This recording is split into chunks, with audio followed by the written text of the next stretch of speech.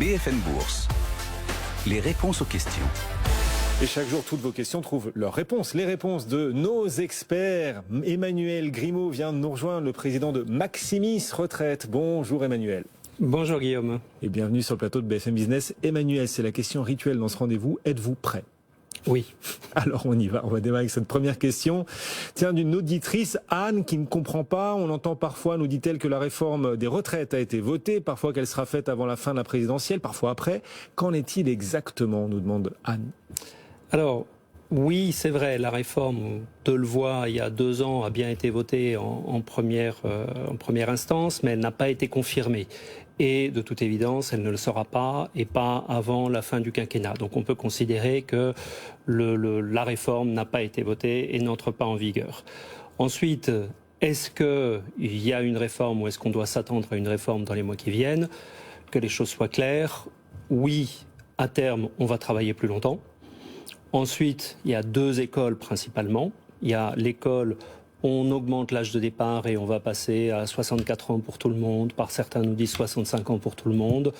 Édouard Philippe parlait la semaine dernière de 67 ans. L'autre possibilité, c'est de dire on ne change pas l'âge légal, 62 ans, et en revanche, on augmente le nombre de trimestres nécessaires pour travailler.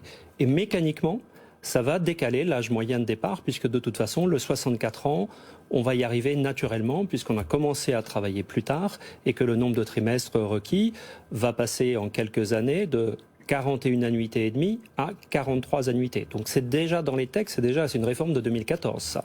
Oui, Marisol Touraine. Marisol Touraine, absolument. Ah oui, d'accord. Donc les choses sont déjà sur les rails, il suffit de les laisser rouler pour qu'elles se mettent en place. On peut imaginer qu'il y aura peut-être ce qu'on appelle une accélération du calendrier de la réforme Touraine.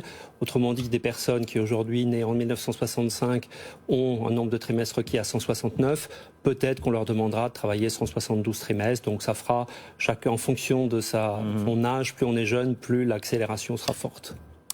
Voilà la réponse à votre question. Anne, évidemment, la retraite, c'est une question qui concerne tout le monde et qui taraude même de plus en plus les esprits. Jean-Dominique aussi nous écrit, il a entendu parler d'une pénalité de 10%, même pour les gens qui ont leur taux plein. Il a prévenu sa DRH qu'il allait du coup décaler sa date de départ à la retraite d'1 an. Elle n'est pas d'accord avec ça, elle n'est pas d'accord avec ce raisonnement et elle lui dit à Jean-Dominique qu'il se trompe littéralement. Il se trompe, Jean-Dominique ? Alors, les deux ont raison.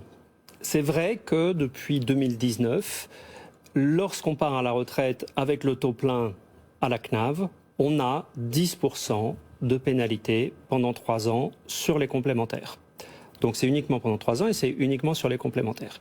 En réalité, il faut faire le calcul. C'est-à-dire que quelqu'un qui a une retraite de 2 000 € par mois, par exemple, va perdre pendant 3 ans 70 € par mois.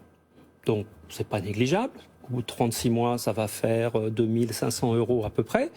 Sauf que cette personne, si elle a envie de partir à la retraite et que si son employeur est dans une configuration, je ne sais pas, dans le tourisme, dans l'aérien par exemple, qui ont vécu des moments compliqués et que l'employeur serait content qu'il parte un petit peu plus tôt, c'est pas très compliqué d'indemniser cette personne des 2 500 € qu'il va perdre à la retraite pendant 3 ans et donc de trouver un terrain d'entente. Donc, oui, il y a une pénalité, mais en réalité, c'est pas 10% sur ma retraite. C'est relativement limité. C'est important de calculer le montant exact de cette pénalité avant de prendre sa décision. Voilà, et bien distingué avec complémentaire, hein, c'est ce que vous avez fait en début de réponse. Maxime Camus, qu'est-ce que je raconte, Maxime Camus Emmanuel Grimaud pour Maximis Retraite et Simule Retraite. Simule-retraite.fr, absolument, sur lequel tout le monde peut calculer le montant exact de sa retraite. On continue de répondre à ces questions des auditeurs, des téléspectateurs, des Français qui se soucient de leur retraite. Julien, il est cadre, il a commencé à travailler à l'âge de 24 ans, il a entendu parler du rachat d'années d'études, mais on lui dit que c'est trop cher et qu'il vaut mieux attendre la dernière minute pour le faire. Alors, là, rachat de trimestre. Je suis pas d'accord. C'est vrai qu'on entend souvent ça, mais le rachat de trimestre, donc effectivement, ça vient compenser, typiquement pour des cadres qui ont fait des études longues, le fait qu'ils soient rentrés dans la vie active plus tard.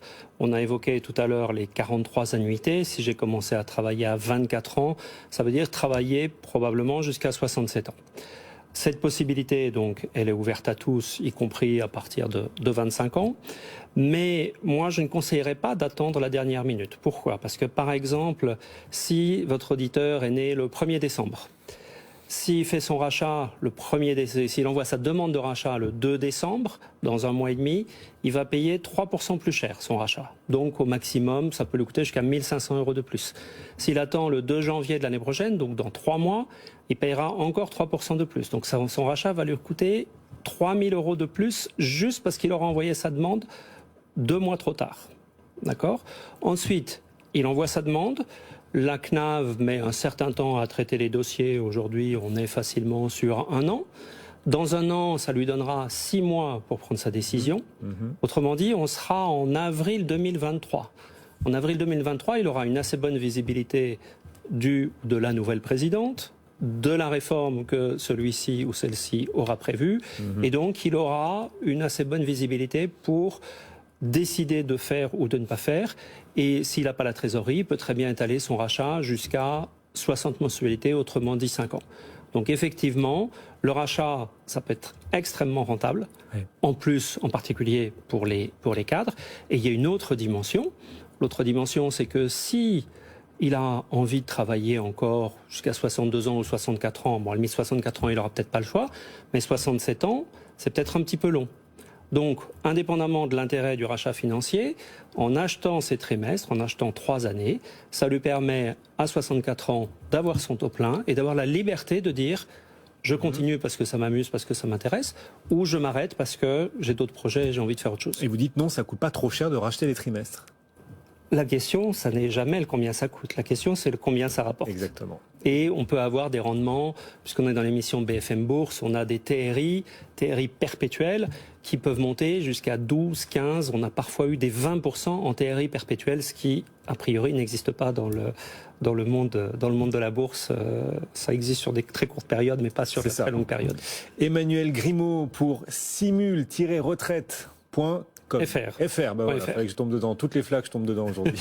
simulretraite.fr et Maximis Retraite. Merci beaucoup Emmanuel de nous avoir accompagnés, d'avoir répondu aux questions de nos auditeurs et téléspectateurs. N'hésitez pas à nous envoyer vos questions sur l'ensemble de vos enjeux financiers, vos enjeux de placement sur notre site bfmbusiness.com.